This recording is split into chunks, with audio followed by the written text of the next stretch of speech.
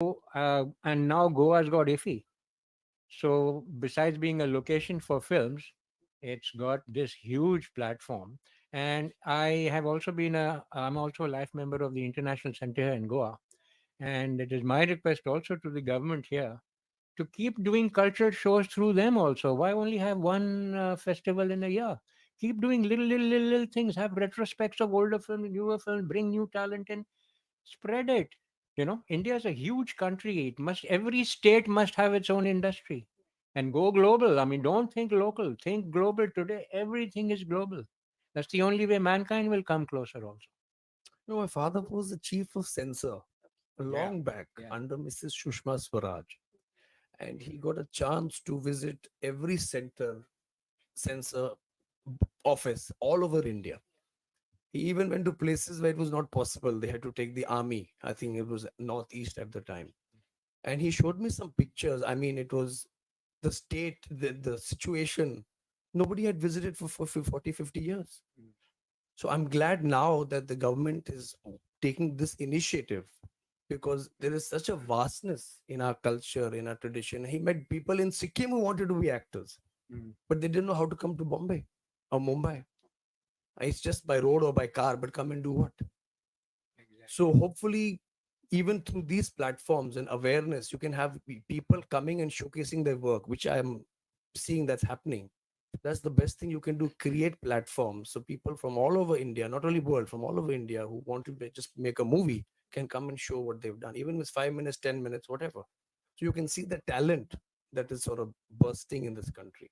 Yes. Mr. That's Vaibhav, what you need. do you plan to direct a film in future? No, for now it's just as an actor writer. Right, right. Yeah. Can you Be- elaborate on the web series you just announced on Devanand?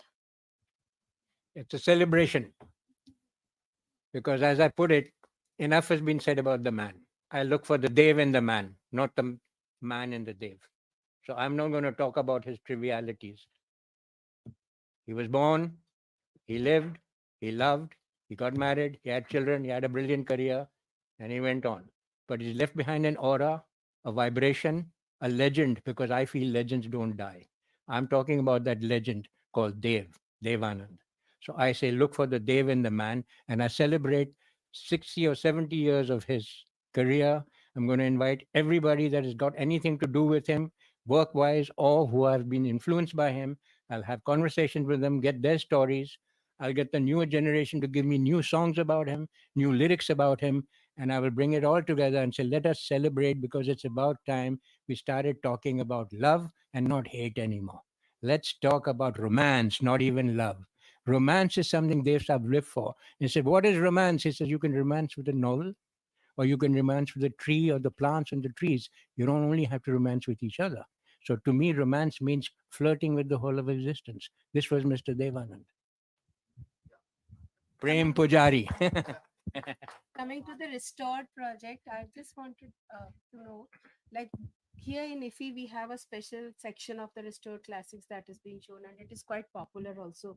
So, how do you take it forward? Like how to make the general public? You have any suggestions to like how to take it forward amongst the masses, the restored The classics? restored classics.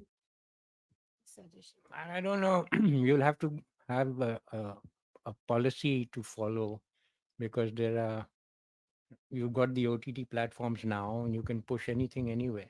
So the government must work out, make friends with the people of the trade, not be aloof. Come together because this is, you see, cinema is the language of the planet today, you know you don't look at culture anymore in terms of languages. The age of just language is over. Come to a universal language. Now you're going digitized. It's all going to be ones and zeros and whatever else AI discovers for you.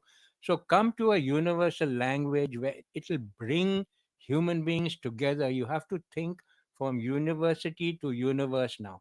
You can't think in straight lines. There are no straight lines in nature. There are only curves, you know so bring human beings together on a single platform. Then you can think about going to Mars and everywhere you want. Get it together here first. So you need a language, and cinema is the language.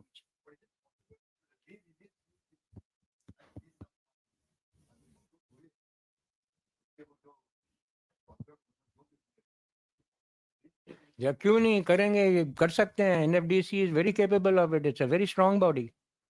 Yeah, it's a very strong body. Of course, they can do it. They can get their own theaters, or they can release it in theaters. They can release it on platforms. They can create their own web platform. What is stopping them?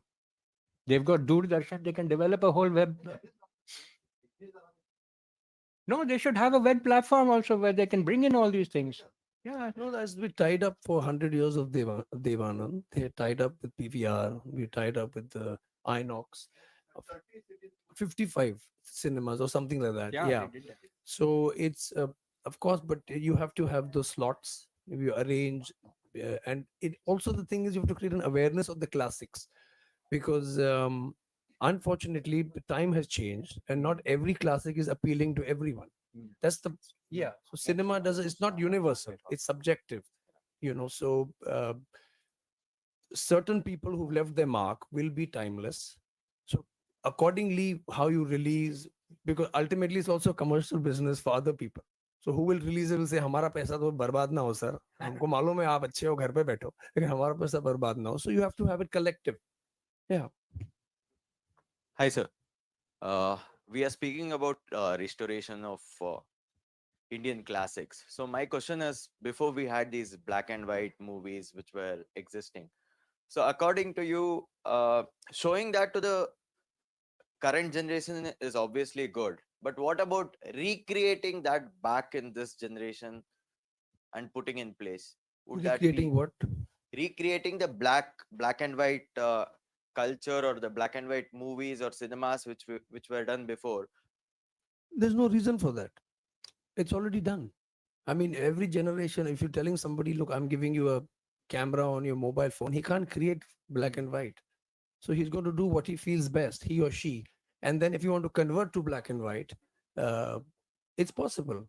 So it's just the appeal of the cinema I think director. Spielberg has done that. Yeah, Schindler's List. Yeah, But you Schindler's don't have to go back in the past.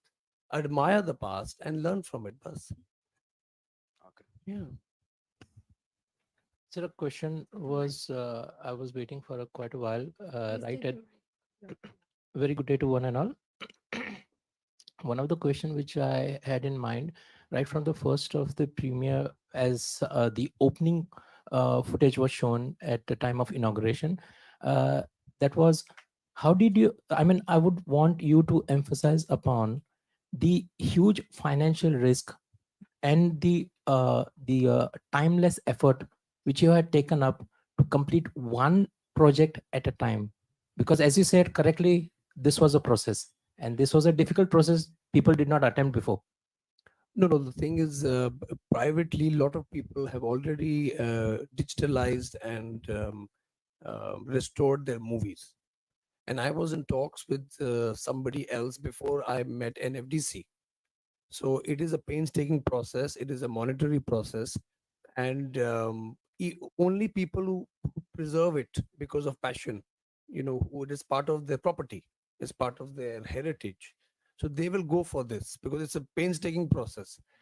And when I saw NFDC and what work they're doing, I mean, all the technology that we used to use privately already exists with them. I think the German technology and the technicians are well versed, and they've tied up with private labs as well. So to answer your question, it is only the people who are in the business will go ahead with this initiative. The advantage with today's generation is you don't need to restore because you're not using print. So you can save it on your computer for lifelong. So it's number one, it's cost effective. Number two, it's time effective. So in one sense, the technology of today is what they are doing 4K. So we are able to just see this film. यहाँ go आगे hotel में ठहर गया film देख ली. लेकिन क्या पता 6 महीने लगे बनाने में. वो- हाँ, Yeah, no, that's what the emphasis I'll can be given, but I think yeah. that will you're restoring the good thing, the heritage, and it's good to restore and preserve it for our learning. But since the formats have changed, the change is for good. Hmm. If you shoot on a reel today, as I think Oppenheimer was shot, because I'd gone and seen it in London, met some people there. It is very difficult to shoot like that. Very, very, very expensive in today's world. And it's the effect is the same. The 4K effect is the same because ultimately you have to convert it for the screen. The technology has changed. The projectors are no longer there. Mm. So the people who are preserving the heritage, which should be seen by the next generation, that is very important. And for that reason, the government of India and NFDC are doing a fantastic job. Mm. So even the films that will be made from today, they can be preserved easily on a computer. So that's the best advantage you have today. Yeah. Yeah, I'd like to add, he's absolutely right on that. You have to accept that this is a part of our history now. You know, Archives. it is archival, and that is why they're doing it, because it is important to have archives, because you need background. It's like you still talk of Saptarishis today. Why? Because that's archival stuff in our genetic coding, right? So in the same way, there's a history in cinema today. Indian cinema is over 100 years old, and it will get older and older. So they must preserve, because then the children who are going to come and go to the schools and go to the colleges and all, and you have channels like History Channel and stuff like that, create those kind of channels कोई and नहीं have देखता them and history channel, but I uh, think the good uh, thing is show them to the kids or have them as part of the courses and things. But it's part of history now. Don't treat it as But a commercial thing that's going to work. also to answer Pragyaji's question on how to promote, I think even if the government coordinates with, I think there are a lot of channels like Z Classics, and Yeah. if Doordarshan, Epic is there also. if they coordinate with them for a special slots where youngsters actually glue instead of Netflix OTT, there will be an idea that look, see this also. Mm. Promote. You have to thrust it through a PR, which is I think very good with this government. You have to thrust it with the PR, so people will want to watch. Because I saw so many people when I went for Guide and Jewel Thief in PVR Juhu, where we saw it. Everybody was applauding and they were shocked to see those movies. Mm. And there were so many people who said, I brought my daughter, I brought my son, I brought my grandson, and they were enjoying the movie. They had no idea Ashok Kumar was the thief. So till the end, I was, engaging with them, and they wanted to see it again, but this is not available. I said it will be available. But so you realize if the movie is good, creatively made, there is an audience for it, but it has to be publicized, promoted in the right way. And I think the government is on the right footing. It's just somewhere if they get few more collaborators, few more platforms, then yes, audience will be there for these movies. Yep. Yeah. Yep. So thank you all. Thank you very Thank you, much. It's KPG fun being and here. Vaibhav. Yeah. Pleasure to meet We you all. conclude this session. Thank you. Thank you. Thank you.